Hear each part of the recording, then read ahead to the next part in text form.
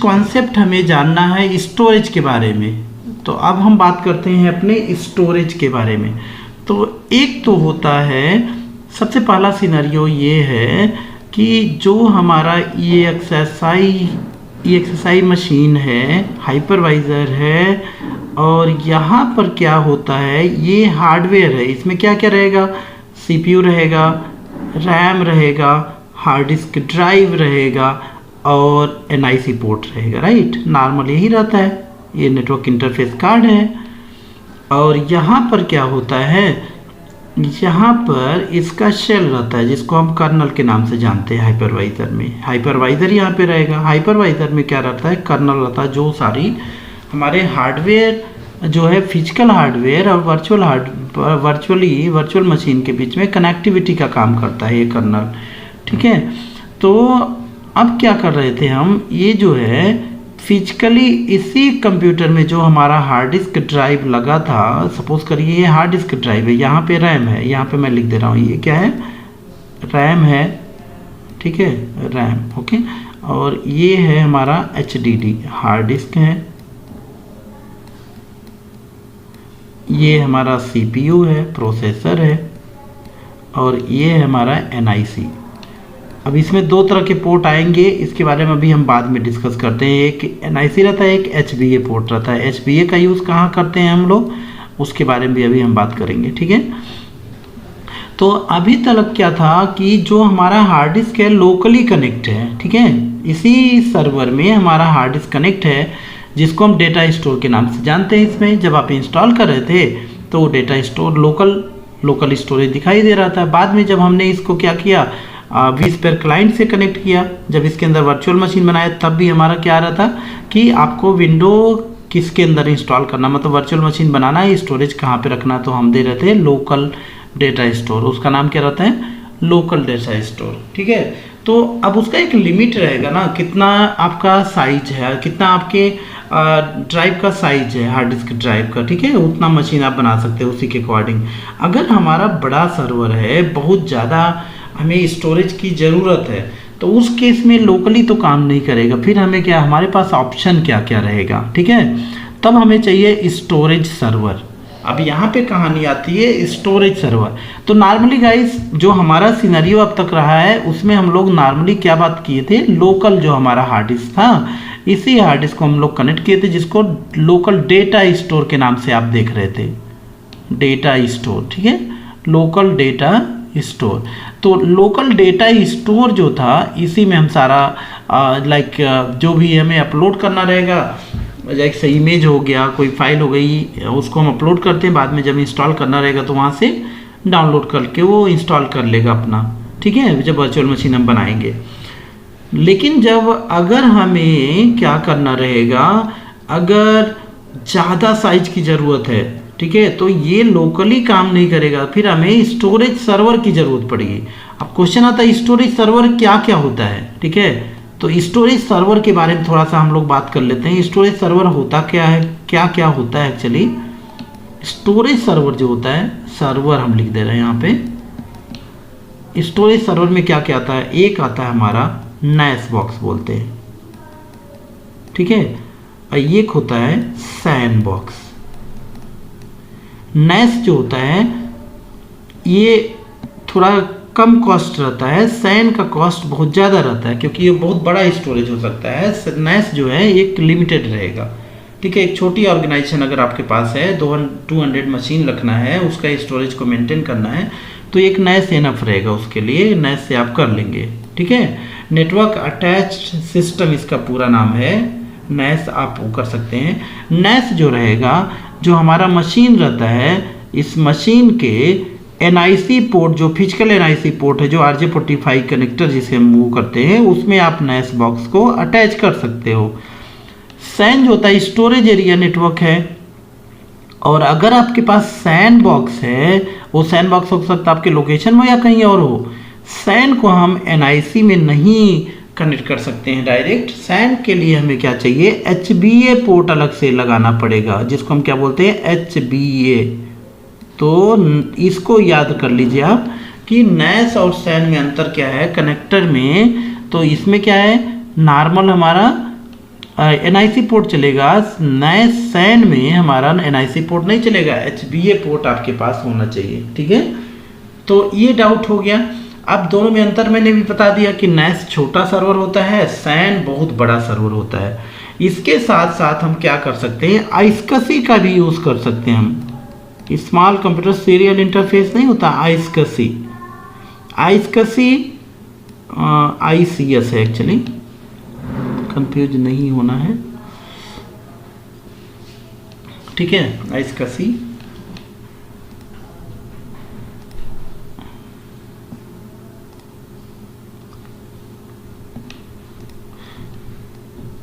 ये आइस्कसी है, small computer serial interface है।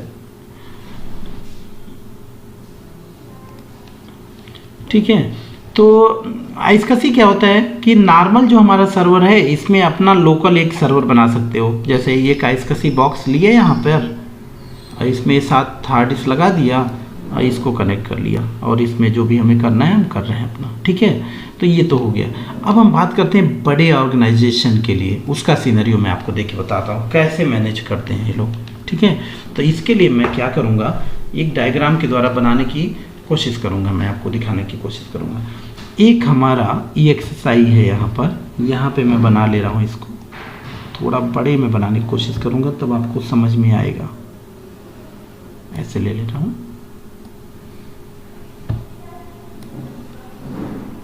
ये हमारा EXSI है जो हमने लिया था प्रैक्टिकल में, EXSI 5.5A मान लीजिए है। ठीक है, और इसमें यहाँ पे इसके हार्डवेयर कंपोनेंट क्या क्या है। हार्डवेयर में सबसे पहले मान लीजिए हमारा क्या है, रैम है। यहाँ पे हम बना दे रहे हैं रैम को, यहाँ पे हम बाहर लिख दे रहे हैं रैम।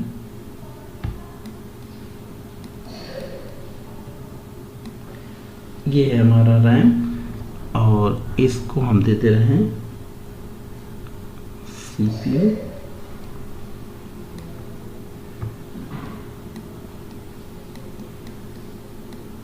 ये CPU है, ये हमारा हार्ड डिस्क ड्राइव है, यहीं पे लिख दे रहा हूँ मैं HDD। ठीक है, और ये जो है हमारा NIC है, इसको हम बोलेंगे NIC।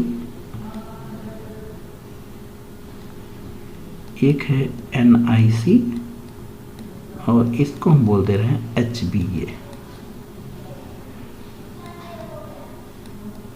ठीक है, ये हो गया। अब यहाँ पर क्या होता है, यहाँ पे हमारा हाइपरवाइजर है, ये हार्डवेयर के ऊपर हमने हाइपरवाइजर इंस्टॉल किया। मतलब क्या है,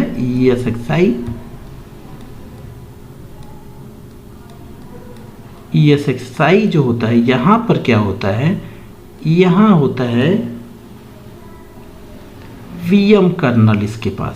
इसके पास जो है एक इंस्पेक्टर मान लीजिए है, जिसको क्या बोलते हैं, एक सिपाही है जिसका नाम है क्या, VM कर्नल। बड़ा काम करता है बेचारा। ये क्या करता है, सारी कनेक्टिविटी जो भी होती है उसका देखभाल करता है, रिसोर्सेज को प्रोवाइड करता है। ठीक है, तो इसी के पास है। हमने क्या करते हैं हम लोग, EXI होस्ट को, जो EXI हमारा है, EXI जो है हमारा ये VMware का हाइपरवाइजर टाइप 1, राइट, इसको हम किस पे, हार्डवेयर पे इंस्टॉल करते हैं अपने, और उसके पास क्या है, VM कर्नल है। ठीक है, जो कनेक्टिविटी का काम करता है। अब जो है ये, अगर हमें बड़ा स्टोरेज की ज़रूरत है, बहुत सारे, एक हमें 100 नहीं, 200 नहीं, 500 मशीन बनाना है, उसके लिए स्टोरेज सर्वर हमें ज़रूरत है, तो हम क्या करेंगे, यहाँ से हम कनेक्टिविटी देंगे। हम क्या करेंगे, एक और सिनेरियो यहाँ पे ले रहे हैं। चलिए,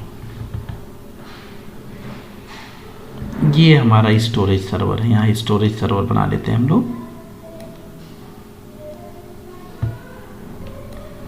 ये स्टोरेज सर्वर में क्या क्या रहेगा, ये हमारा हो सकता है नॉर्मल SATA हार्ड डिस्क, या तो SSD हार्ड डिस्क हो सकता है,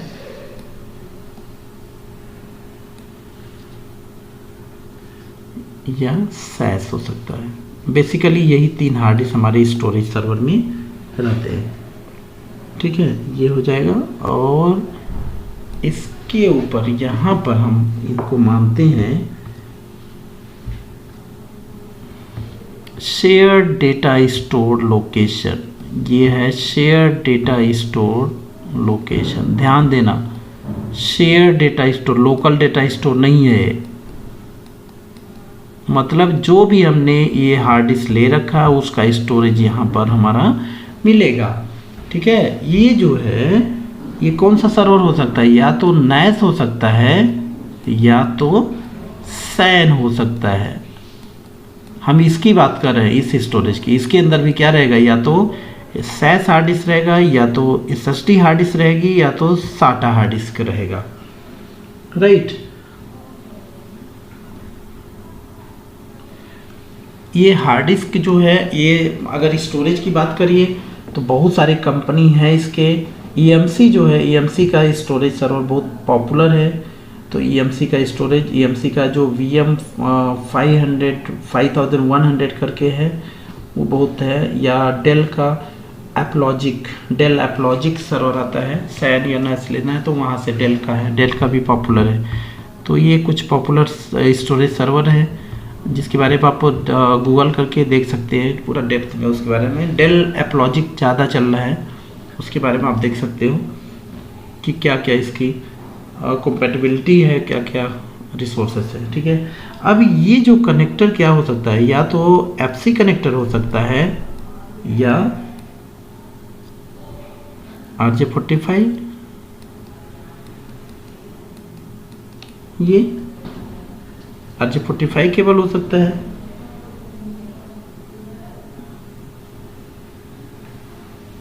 ये फिजिकल कनेक्टिविटी। अब क्या है, मतलब क्या है, यहाँ से हमारा अब डिपेंड करता है, ये ध्यान दीजिए।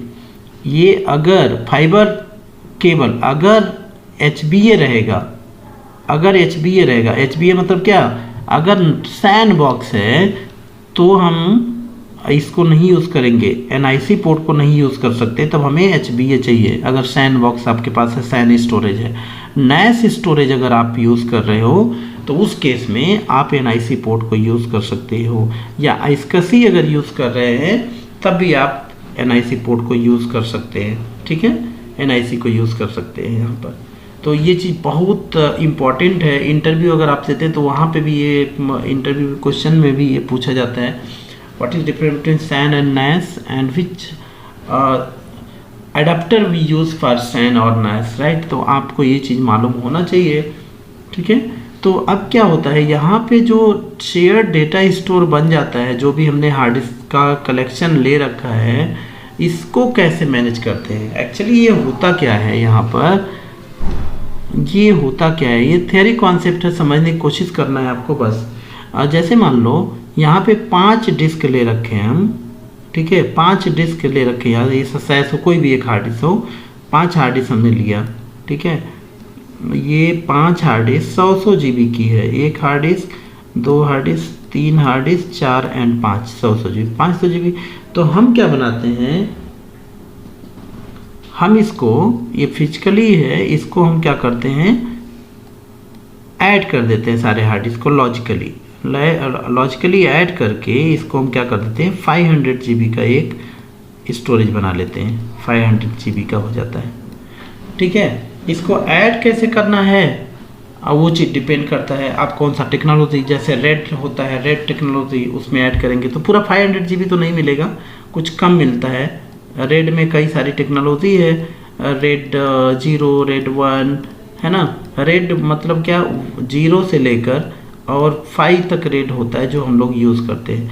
अगर हम रेड 5 की बात करें तो ये ज़्यादा पोर्टेबल है, स्ट्रिप्ड विथ पैरिटी इसको बोलते हैं हम लोग, और इसमें फॉल्ट टॉलरेंस भी रहता है, रिडंडेंसी भी रहती है, और क्या है, स्टोरेज भी आपको ज़्यादा मिलता है। इन केस ऑफ रेड 0, 1, 2 उसके कंपैरिजन में रेड 5 ज़्यादा बढ़िया होता है। इसमें 65% तक आपको डिस्क अवेलेबिलिटी मिल जाती है। और बाकी अगर हम रेड 1 की बात करें, जिसको मिरर वॉल्यूम बोलते हैं, वो उसमें तो 50% ही स्टोरेज केवल मिलेगा आपको। और इसके अलावा हम कोई यूज़ ही नहीं करते हैं। अगर स्पैन की बात करें या स्ट्रिप्ट की बात करें तो उसको हम यूज़ नहीं कर सकते, क्योंकि उसमें फॉल्ट टॉलरेंस मिलेगा नहीं। डिस्क यूटिलाइजेशन तो आपको 100% मिल जाएगा, बट आपको तो आई मीन टू से यहाँ पे अगर 500 GB का आपका है, बॉडी में तो मिल गया 500 GB, लेकिन रेड करने के बाद ये 500 GB नहीं मिलेगा, 500 GB का कुछ कम ही मिलेगा आपको, क्योंकि 65% ही आपको केवल डिस्क यूटिलाइजेशन मिलेगा यहाँ पर, ठीक है। बट इसका एडवांटेज क्या होता है, पांचों डिस्क में से अगर कोई डिस्क फेल हो गई तो प्रॉब्लम नहीं है, आपका डेटा सिक्योर रहेगा, सेफ रहेगा, ठीक है। अगर 2 डिस्क फेल हो गई तब वो देखना पड़ेगा कि 65% के बाद वो रेशियो बच रहा है कि नहीं बच रहा है, जहाँ पे आपको डिस्क यूटिलाइजेशन दिया गया है, ठीक है। अगर बचेगा तो ठीक है, नहीं तो फिर आपका डेटा सारा चला जाएगा। और इस रेड 5 का सबसे बड़ी खासियत ये होती है कि आप रनिंग कंडीशन में जो भी हार्ड डिस्क फेलियर हुआ है उसको आप रिमूव करके नया हार्ड डिस्क लगा सकते हो। ये ऑटो कॉन्फ़िगर हो जाएगा अगर रेड 5 कॉन्फ़िगर किया गया है, ठीक है। तो ये हो जाता है, इसको हम कॉन्फ़िगर करते हैं। इसके बाद यहाँ से इस हमारे मशीन को कैसे आएगा ये, ठीक है। तो इसके लिए क्या होता है, हमें इसको कॉन्फ़िगर करना रहता है, और उस कॉन्फ़िगरेशन को हम क्या बोलते हैं उसके बारे में आपको जानने की ज़रूरत है यहाँ पर। तो होता क्या है, इसको लन में डिवाइड करते हैं। जैसे मान लीजिए ये अलग अलग हमारा स्टोरेज का है, अलग अलग पार्ट में ये डिवाइड है, कोई 30 GB का है, कोई 100 GB का है, 100 GB का है, राइट। तो अब होता क्या है, इसमें ये लन में डिवाइड है। ये मान लीजिए लन मतलब लॉजिकल यूनिट नंबर, लन 1, लन 2, लन 3, है ना, लन 4, लन 5, ऐसे ये सभी डिवाइडेड है। और लन जो क्या करता है, ये लन कब आता है, लॉजिकल यूनिट नंबर कब आता है, जब इसको हम कॉन्फ़िगर करते हैं। जैसे मान लीजिए एक हमारा स्टोरेज 500 GB का बनकर तैयार है, यहाँ पे 500 GB का। अभी इस 500 GB में से हमें लन में डिवाइड करते हैं, अलग अलग पार्ट में डिवाइड कर देते हैं इसको, ठीक है। और वही स्टोरेज आपके EXI तक आता है, जो लन रहता है वही हमें स्टोरेज यहाँ पर मिलता है, शेयर डेटा स्टोर के रूप में मिलता है। ये यहाँ पे जो हम बोल रहे थे यहाँ पर, तो जो भी मशीन हम बनाएंगे उसमें जो डेटा हमें मिलेगा वहीं से, वो जो स्टोरेज मिलेगा यहीं से ऑक्युपाई करेगा उसको, ठीक है। शेयर डेटा स्टोर इस मशीन से नहीं करेगा, इस मशीन में नहीं रहेगा वो, ठीक है। तो ये शेयर डेटा, इसको कॉन्फ़िगर करने के लिए जो हमें होता है, आपके पास कई, अगर सर्वर आप यूज़ करें विंडोज सर्वर में एक फीचर से आइस्कसी इनिशिएटर, उससे भी आप स्टोरेज सर्वर को कॉन्फ़िगर कर सकते हैं, आइस्कसी इनिशिएटर, ठीक है। इस टेक्नोलॉजी से आप स्टोरेज सर्वर बना सकते हैं कोरम डिस्क को, या तो फिर बहुत सारे एप्लीकेशन है, थर्ड पार्टी टूल्स है, वेरिटास है, लेमस, बहुत सारे टूल्स है, उनके द्वारा हम इस स्टोरेज को कॉन्फ़िगर करते हैं। स्टोरेज में सबका बॉस जो है EMC स्क्वायर है, पहले मैं बताया। EMC स्क्वायर के बाद डेल है, डेल में एप्लॉजिक है, ठीक है, डेल एप्लॉजिक करके है। ये दोनों बहुत पॉपुलर है स्टोरेज सर्वर के लिए। जब भी कभी आप कंपनी में काम कर रहे हैं, आपका बॉस या कोई भी आपसे पूछता है कि स्टोरेज सर्वर प्रीफर करो कौन सा, तो आप इन्हीं दोनों में से कोई प्रीफर करेंगे जो कि बेटर है मार्केट में, ठीक है। तो ये चीज़ है, जब हम इसको आइस्कसी इनिशिएटर को हम कॉन्फ़िगर करते हैं इसके द्वारा, तो क्या होता है, इसमें लॉजिकल यूनिट नंबर मिलता है, और ये क्या करता है, हमारे उस हर एक सर्वर को आइडेंटिफाई करेगा। तो इसीलिए वहाँ पे क्या होता है, हर एक सर्वर के लिए एक स्टोरेज अलग अलग रहेगा, जिसको कैसे आइडेंटिफाई करेगा, IQN नंबर से है, IQN, ठीक है, आइडेंटिटी क्वालिफाइड नंबर करके रहेगा। हर एक सर्वर का अलग IQN नंबर रहेगा, उसके लिए कौन सा स्टोरेज ऑक्युपाई किया गया है यहाँ से, ठीक है। तो बस ये बेसिक कॉन्सेप्ट है गाइस, आपको समझना है कि सिनेरियो मैंने क्या बताया। अगर हमारे पास एक तो क्या है, जो भी EXI मशीन है, एक तो हमारे पास क्या होता है ऑप्शन कि इसी के हार्डवेयर में से हमने क्या कर रखा है, अलग अलग वर्चुअल मशीन को इसी में से डिस्ट्रीब्यूट कर रखे हैं हम लोग, जैसा कि हमने लैब में दिखाया अभी तक। बट ऑर्गेनाइजेशन में जब बड़ा स्टोरेज, बड़ा सर्वर रहेगा, बहुत सारे वर्चुअल मशीन रहेंगे, तो उनकी स्टोरेज के लिए काफ़ी हार्ड डिस्क हमारा नहीं रहेगा ये। तो उस केस में हमें क्या करना पड़ेगा, स्टोरेज सर्वर का यूज़ करना पड़ेगा। वो स्टोरेज सर्वर सैन हो सकता है या नैस हो सकता है, उसका यूज़ करना पड़ेगा। उसमें कोई भी हार्ड डिस्क हो सकती है, सैस, नैस, सैस SSD या normal hard disk drive HDD, ठीक है। तो साटा हो सकता है, कोई भी हो सकता है। तो ये होने के बाद हमें क्या करना रहता है, इसको कॉन्फ़िगर करते हैं हम आइस्कसी इनिशिएटर से, जिसमें हम लॉजिक जो लन नंबर, लॉजिकल यूनिट नंबर हम क्रिएट करते हैं, जो कि हर एक सर्वर को आइडेंटिफाई करेगा, IQN नंबर जनरेट करता है, ठीक है। तो ये सिनेरियो हमारे, ये लॉजिकल वॉल्यूम हो जाते हैं जब हम कॉन्फ़िगर करते हैं एक्चुअली। ओके, और इनके बीच में जो प्रोवाइड करता है रिसोर्सेज को वीएम कर्नल होता है, जो कि मैं पहले बताया कि जो ये EXI सर्वर का एक बहुत बड़ा सिपाही है जो सारा काम करता रहता है कनेक्टिविटी का। ठीक है, तो आई होप स्टोरेज के बारे में कुछ आइडिया आपको आ गया होगा। और इसके अलावा अगर स्टोरेज में डाउट है तो हमने स्टोरेज का एक वीडियो बना रखा है, उसमें जाके देख सकते हैं। विंडोज सर्वर 2016 के ऊपर MCSA पोर्टल में जाए, उस MCSA प्ले लिस्ट में जाकर इस चैनल पे आप देख सकते हैं, उसमें रेडफाई के बारे में वहाँ पे मैंने दिखाया भी है कॉन्फ़िगर करके कैसे करना है इसको। ओके, तो ये हमारा स्टोरेज ऐसे मेंटेन करते हैं हम अपने